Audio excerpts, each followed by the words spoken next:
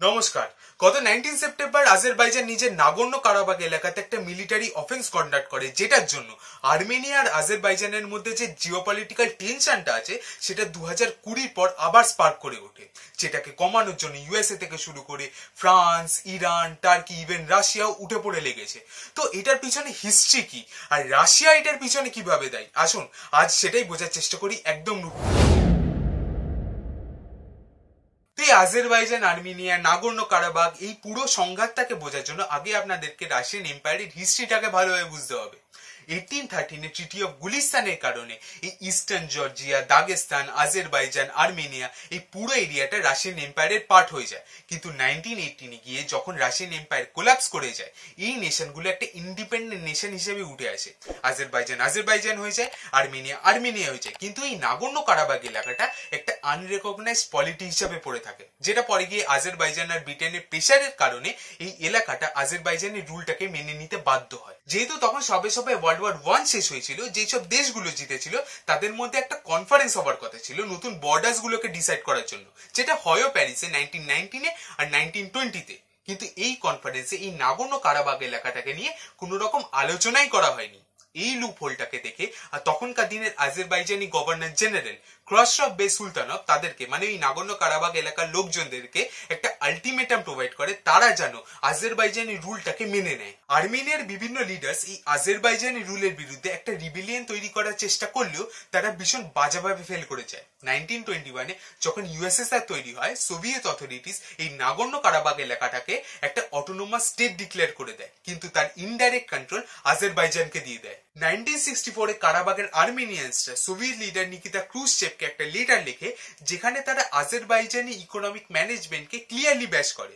তারা লেখে যে যেহেতু সেই এলাকাটাতে 90% লোক আর্মেনিয়ান্স, সেই এলাকাটাকে যেন আর্মেনিয়ান এসএসআর বা রাশিয়ান এসএসআর এর পার্ট করে নেওয়া হয়। যে ইন্টেলেকচুয়ালরা এই লেটার গুলো লিখেছিল তাদেরকে না হয় অ্যারেস্ট করা হয়, না হয় সার্ভেলেন্সে পাঠানো হয়, সবাইকে ফোর্স করা হয় সেই এলাকাটাকে যেন তারা ছেড়ে দিয়ে চলে যায়। সবাই নিজেদের পার্টি থেকে, মানে কমিউনিস্ট পার্টি থেকে নিজেদের চাকরিটা হারায়, তাদের লাইফটা প্রায় শেষই হয়ে যায়। পুরো সোভিয়েত পিরিয়ড ধরে এদেরকে ডিসক্রিমিনেট করার জন্য আজারবাইজানি সরকার যা নয় তাই করেছে। এদের কালচারটাকে সাপ্রেস করার চেষ্টা হয়েছে, এদেরকে ফোর্স করা হয়েছে এরা যেন এই রিজনটা ছেড়ে চলে যায়। বিভিন্ন আজারি লোকদেরকে এনকারেজ করা হয়েছে তারা যেন সেখানে গিয়ে বসবাস করে, যাতে আর্মেনিয়ানদের মেজরিটিটা কমানো যায়। আর্মেনিয়ান হিস্ট্রিটা পড়ানো ব্যান ছিল, কোনো লোক যদি আর্মেনিয়ার কোনো কলেজে যেত তাদেরকে মেরে ফেলে দেওয়া হতো। ইভেন কি ফুটবল ক্লাব, আর্মেনিয়ার ফুটবল ক্লাবকে সাপোর্ট করাতেও তাদেরকে মেরে ফেলে দেওয়া হতো। এবার চলে এসেছে লেট 1980s যখন সোভিয়েত ব্রেকডাউনের টেনশনটা আস্তে আস্তে বিল্ড হচ্ছিল।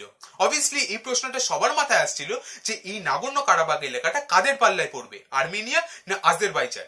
1988 প্রথম এথনিক ভায়োলেন্স দেখা যায় আর্মেনিয়ান সেপারেটিস্ট গ্রুপ, যেটাকে ব্যাক করছিল হচ্ছে আর্মেনিয়ান সরকার আর আজারবাইজানের মধ্যে।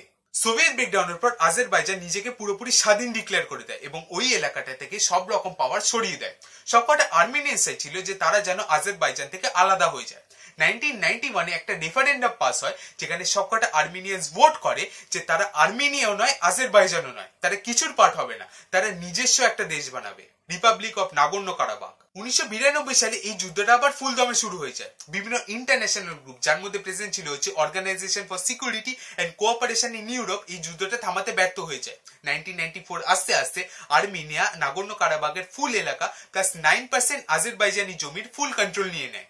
মে 1994 রাশিয়া একটা মিডিয়েটর হয়ে এই দুটো দেশের মধ্যে একটা সিজ ফায়ার সাইন করায়, যাতে যুদ্ধটা থেমে যায়। সিজ ফায়ার সাইন করার পর এই এলাকাটাকে কিন্তু আর্মেনিয়া ডাইরেক্টলি কন্ট্রোল করতো না, তারা ইনডাইরেক্টলি কন্ট্রোল করতো। এই এলাকাটার একটা নিজস্ব সরকারও ছিল, গভর্নমেন্ট অফ আর্থশাক। কিন্তু পাওয়ারের নেশা, একটা সরকারের যদি পাওয়ারের নেশা থাকে তাহলে সাধারণ মানুষের যে কি অবস্থাটা হতে পারে আশা করছি আপনারা সেটা বুঝতে পারছেন। এই সিজ ফায়ারটা সাইন হলেও বিভিন্ন সময় 2008 বলুন, 2016 বলুন, বিভিন্ন সময় এই সিজ ফায়ারের ভ্যালুয়েশনটা কিন্তু সেখানকার মানুষ দেখতে পেয়েছে। কিন্তু 2020 আস্তে আস্তে ফুল ফ্লেজেডলি বার কিন্তু আবার শুরু হয়ে গেছিল। আজারবাইজান এবারে একটা স্ট্রং অপোনেন্ট ছিল, টার্কি তাদেরকে মিলিটারি সাপোর্ট প্রোভাইড করেছিল। নিজের দেশের মধ্যে আজারবাইজান কারফিউজ ইম্পোজ করে দিয়েছিল, মার্শাল ল ইম্পোজ করে দিয়েছিল। ওই এলাকাটার মধ্যে, মানে নাগোর্নো কারাবাখ এলাকাটার মধ্যে মিসাইল স্ট্রাইকস করা হয়, drone, sensors, long range, heavy artillery সব ডিপ্লয় করে দেওয়া হয়েছিল আজারবাইজানের তরফ থেকে। রাশিয়া, ইউএসএ, ফ্রান্স সবাই সিজফায়ার সাইন করানোর চেষ্টা করলো, সবাই কিন্তু ফেল হয়ে যায়। এট লাস্ট সুসা নামক একটি শহরকে ক্যাপচার করার পর আজারবাইজান কিন্তু সিজফায়ারটা সাইন করে দেয়। এবারে কিন্তু ক্যাজুয়ালিটিস ভীষণ ভাবে হাই ছিল। যেখানে আর্মেনিয়া দাবি করে যে তারা নিজেদের প্রায় 4000 সৈনিকদেরকে হারিয়েছে, সেখানে আজারবাইজান দাবি করে যে তারা নিজেদের প্রায় 3000 সৈনিকদেরকে হারিয়েছে। দেখুন, আমাদেরকে বুঝতে হবে যে দুটো দেশই কিন্তু নিজেদেরকে ডাউন প্লে করার চেষ্টা করেছে, যাতে তারা দেখাতে পারে যে অপোনেন্ট দেশের বেশি ডিস্ট্রাকশন হয়েছে, নিজেদের দেশের কম। এবারেও সিজফায়ার সাইন করার পর এবারেও কিন্তু সিজফায়ার ভায়োলেশনসটা মাল্টিপল টাইমস করা হয়, যেখানে আমরা দেখতে পাই যে আজারবাইজান আর্মেনিয়ায় ঢুকে বিভিন্ন জায়গা অকুপাই করে নিচ্ছে। আবার আর্মেনিয়া নিজের বর্ডার্সকে স্ট্রং করার জন্য অ্যাডিশনাল ফোর্সেস ডিপ্লয় করছে। কিন্তু আসল খেলাটা শুরু হয়ে হচ্ছে 12ই ডিসেম্বর 2022-এ গিয়ে, যখন আজারবাইজান লাচিন করিডোরকে ব্লক করে দেয়। এই লাচিন করিডোর হচ্ছে একমাত্র করিডোর যেটার দ্বারা ওই নাগর্নো কারাবাগ এলাকার লোকেরা আর্মেনিয়ার সাথে কানেক্টেড থাকতো এবং আর্মেনিয়া থ্রু তারা রেস্ট অফ দ্য ওয়ার্ল্ডের সাথে কানেক্টেড থাকতো। বেসিক্যালি কি হয়, 12ই ডিসেম্বর 2022-এ কয়েকটা সিভিল সার্ভেন্ট, আর্মির লোকেরা ইকো অ্যাক্টিভিস্ট সেজে আসে এবং বিভিন্ন এনভায়রনমেন্টাল রিজন থেকে ওই করিডোরটাকে ব্লক করে দেয়। এবং ওই ব্লকেজটা যাতে কন্টিনিউ থাকে, বিভিন্ন চেক পয়েন্টসও ইনস্টল করা হয়। তাদের দাবি ছিল যে যতক্ষণ না ওখানকার লোকেরা আজারবাইজানি সরকারকে মান্যতা দেবে, ততক্ষণ এই ব্লকেজটা কন্টিনিউ থাকবে। আর আর্টসাকের গভর্নমেন্টটা যদি ডিসব্যান্ড না হয়, তাহলে তারা মিলিটারি অ্যাকশন টাও নিতে পারে। রাশিয়ান পিস কিপার্স হোক, ইন্টারন্যাশনাল কোর্ট অফ জাস্টিস হোক, European court of human rights হোক, আজারবাইজানি সরকার কিন্তু সবার কজ ব্লক করছিল। এবার যদি ওখানকার লোকেদের কথায় চলে আসি, ওখানকার লোকেদের প্রবলেম কিন্তু এখন বলতে গেলে প্রায় শুরুই হয়েছিল। খাবারের ইম্পোর্টেশন বন্ধ হয়ে যায়, তেলের ইম্পোর্টেশন বন্ধ হয়ে যায়, ওষুধের ইম্পোর্টেশন বন্ধ হয়ে যায়, ম্যাসিভ আনএমপ্লয়মেন্ট দেখা যায়, স্কুলগুলোকে বন্ধ করা হয়, সিভিলের ইনফ্রাস্ট্রাকচার ড্যামেজ হয়, গ্যাস ফেসিলিটি বন্ধ হয়, ইন্টারনেটের ফেসিলিটি বন্ধ হয়, ইলেকট্রিসিটি বন্ধ হয়।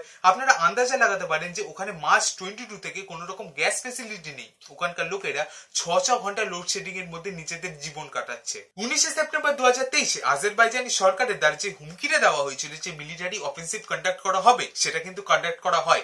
20শে সেপ্টেম্বর একটা এগ্রিমেন্ট পাঠানো হয় রাশিয়ান পিস কিপিং কমান্ডের কাছে, যেখানে আজারবাইজানি সরকার দাবি করে যে ভাই অনেক হয়েছে, এবার অফিসিয়ালি ওই ল্যান্ডটা আমার চাই, আর্টসাকের গভর্নমেন্টকে ডিসব্যান্ড করতে হবে। 21শে সেপ্টেম্বর একটা মিটিংও হয় ওই আর্টসাক কমিউনিটির সাথে, আজারবাইজানি সরকারের সাথে। আরো অনেক মিটিং করা হবে, কিন্তু আশা করছি এক না একদিন ওখানকার লোকেরা স্বাধীনভাবে নিঃশ্বাস নিতে পারবে, এক না একদিন। Thank you.